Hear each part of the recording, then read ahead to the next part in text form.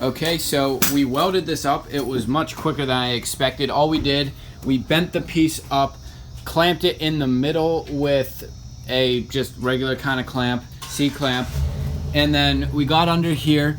The spacing was a little bit off. I don't know if you guys are gonna be able to see here. I'm gonna start the video with a flash, so 1 sec. All right, we've got the flash on. There was a little bit of spacing issue, so we added a piece of steel plate and then welded the bar directly onto that, adding a ton of support to the front of the windshield area. So now when it's time, we can just buy the windshield and set it directly down into this, glue it on, and we know that we have sufficient support, so it's not going anywhere.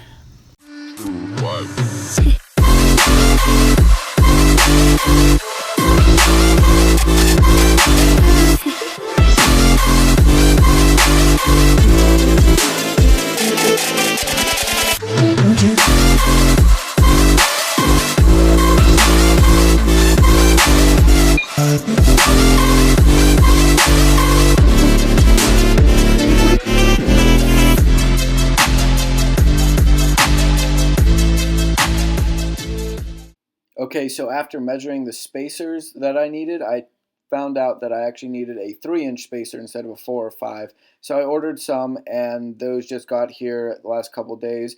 So they're hub-centric, so they should be all right, and I'll try those out on the car when I get back from Myrtle Beach.